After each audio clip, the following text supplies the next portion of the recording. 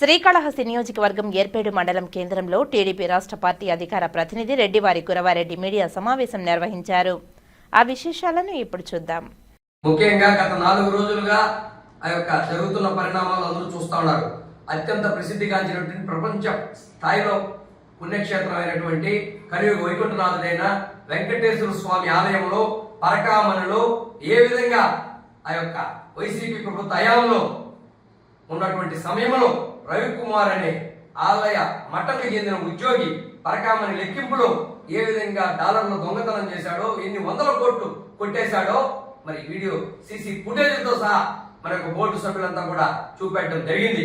మరి దానికి కరుణాకర్ రెడ్డి గారు అన్నారు చైర్మన్ గా, అడిషనల్ ఈవోగా పూర్తి ఛార్జితో ఉన్నటువంటి ధర్మారెడ్డి గారు పూర్తి బాధ్యులు. తాడేపల్లి ప్యాలెస్ కి ఈ డబ్బులంతా కూడా చేరేది ఈరోజు ప్రజల్లో కావచ్చు, వెంకటేశ్వర స్వామి భక్తుల్లో కావచ్చు పెద్ద ఎత్తున అనుమానాలు ఉన్నాయి. అవి నివృత్తి అవుతా ఉన్నాయి. ఎందుకంటే నిజమే తేలుతా ఉంది వీళ్ళ యొక్క ప్రవర్తన.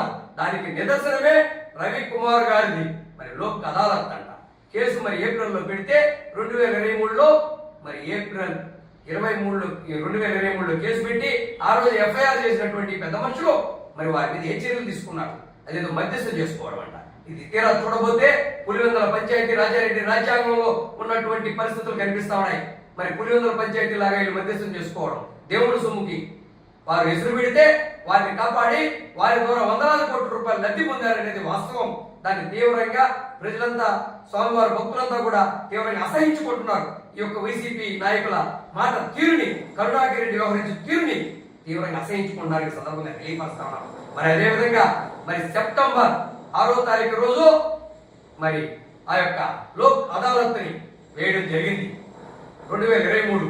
మరి సెప్టెంబర్ 9వ తారీఖునే రాజీ చేసి రవికుమార్ కి సంబంధించిన ఆస్తులను 14,43,00,000 పైచీలకో మరి తిరుమల తిరుపతి దేవస్థానంకి నీటి రూపంలో రాయిస్తామని చెప్పి మరి రాయించడం జరిగింది. మరి వీళ్ళు ఆయన ఉండిలో కొట్టేసిన డబ్బుకి మరి వీళ్ళు మధ్యస్థాలు చేసిన దానికి వీరు కోర్టులు ఉన్నాయి, దానికి న్యాయస్థానాలు ఉన్నాయి. అక్కడ ఉన్నటువంటి పోలీసు అధికారుల ప్రోద్బలంతో ఇదంతా కూడా చేయడం జరిగింది. మిగతా మినహాయించిన 100 కోట్లు పై చిలుకు డబ్బుల్ని ఈ యొక్క కరుణాకర్ రెడ్డి, ధర్మారెడ్డి ఈవోగా ఉండి కొట్టేయడం జరిగింది.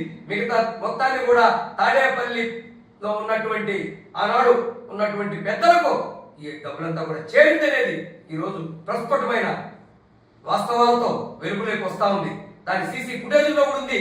మరి దేవుడు సొమ్ముకి రక్షణ ఇవ్వాల్సిన బాధ్యత ట్రస్ట్ బోర్డు చైర్మన్ ఉన్నటువంటి ఈవోకు ఉన్నటువంటి వ్యక్తిదని, అది కరుణాకర్ రెడ్డి ధర్మారెడ్డి సక్రమైన రీతిలో పరిపాలన సాగించలేదని ఈ రోజు తెలియపరుస్తా ఉన్నాం.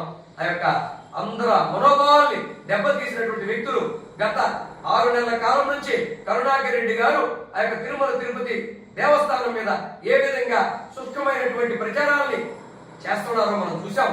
మరి అదేవిధంగా గతంలో వీరు అధికారంలో ఉన్నప్పుడే ప్రసాదాల నాణ్యత లోపించిందని కల్తీ నెయ్యిని సరఫరా చేసినటువంటి పెద్ద మనుషులు వీరు. మరి దేవుడు సొమ్ముని కొట్టేసినటువంటి పెద్ద మనుషులతో మధ్యస్థాలు లోక్ అదాలత్తులు చేసి మరి ఏ సమాచారాన్ని ప్రజల్లోకి ఇస్తారో వీరు సమాధానం చెప్పాల్సిన బాధ్యత ఉంది. దాని మీద నిన్నటి దినం మేము చూసాం మీడియాలో. మరి స్థానిక ఎంపీ గురుమూర్తి గారు మరి సిబిఐ విచారణ కోరుతారు. ఎందుకైనా సిబిఐ విచారణ ఆల్రెడీ సీసీ ఫుటేజ్ లో ఉంది కదా.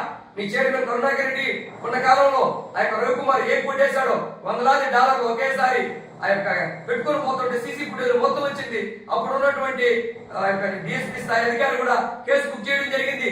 మరి దాని మీద మీరు మధ్యస్థాలు పులివెందుల పంచాయతీ రాజారెడ్డి రాజ్యాంగం మధ్యస్థాలు చేసుకుని డబ్బులంతా కూడా కొట్టేసిన పరిస్థితులు ఉన్నాయని ఈ సందర్భంగా తెలియపరుస్తున్నాం. ఈ రోజు హైకోర్టు పూర్తిగా తప్పుపట్టి లోక్ అదాలత్ నిర్వహించడానికి మీరు ప్రశ్నించి కొట్టివేయడం జరిగింది.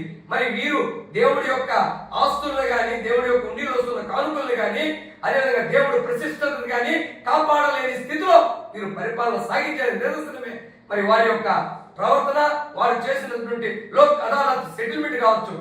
మరి దేవుడు సొత్తు ఇప్పించడానికి మీరు ఈ సందర్భంగా శ్రీవారి భక్తుల తరఫున, ప్రజల తరఫున ప్రశ్నిస్తా ఉన్నాం. మరి కరుణాకర్ రెడ్డి ఒకటి గుర్తు పెట్టుకోవాలా, నేను గొంతు కోసుకుంటాను అలిపిరి కాడ ఇంకో తిరిగి కోసుకుంటానంటే గొంతు కోసుకోవాలా కరుణాకర్ రెడ్డి గారు?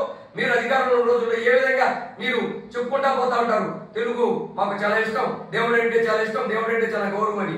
మరి ఇలాంటి పనులు చేయొద్దని, చేసిన పనులకు వాళ్ళకి శిక్షించాలి కానీ ఈ విధంగా రాజీలు చేయడం ఎంతవరకు సమంజసం అని సూటిగా ప్రశ్నిస్తా ఉన్నాం ఈ యొక్క వైసీపీ పెద్దల్ని, ఆ యొక్క కరుణాకర్ రెడ్డి, ధర్మారెడ్డి. తక్షణమే వీటి మీద చర్యలు తీసుకున్న భాగంగా మరి నారా లోకేష్ బాబు గారు సిట్టుని ఏర్పాటు చేయడం జరిగింది. మరి ఆ సిట్టు ద్వారా నిజాలు వెలుగులోకి వచ్చి దోషులు శిక్షించబడతారని తెలియపరుస్తున్నాం. శ్రీవారి భక్తుల మనోభావాన్ని కాపాడలేనటువంటి అసందర్భ ప్రలాపాలు కలిగేటటువంటి వ్యక్తులు మాటలు నమ్మవద్దు, మరి దుష్ప్రచారాన్ని నమ్మవద్దని ఈ సందర్భంగా ఒక శ్రీవారి భక్తుల తరఫున, ప్రజల తరఫున ప్రజలందరికీ విజ్ఞప్తి చేస్తున్నాం. ఇటువంటి నీచ నికృష్టమైనటువంటి పనులు చేస్తున్నటువంటి గత పాలనకి భిన్నంగా ఈ రోజు చంద్రబాబు గారి నాయకత్వంలో ఒక సమిష్టి భాగస్వామ్యంతో కూటమి ప్రభుత్వం ముందుకు పోతున్న నిదర్శనమే కల్తీని వెలుగులోకి రావడం జరిగింది. మరి ఆ యొక్క పాలనంతా కూడా గాడిలో పెట్టడం జరుగుతా ఉందని ఈ సందర్భంగా ప్రజలందరికీ తెలియపరుస్తూ, అదే విధంగా ఈ యొక్క టీటీడీ ప్రతిష్టను మంటగలుపుతున్నటువంటి వీరికి అత్యంత దగ్గరలోనే గుణపాఠం చెప్పారు, అత్యంత దగ్గరలోనే హెచ్చరిస్తూ జై హింద్, జై జన్మభూమి, ఓం నమో వెంకటేశాయ.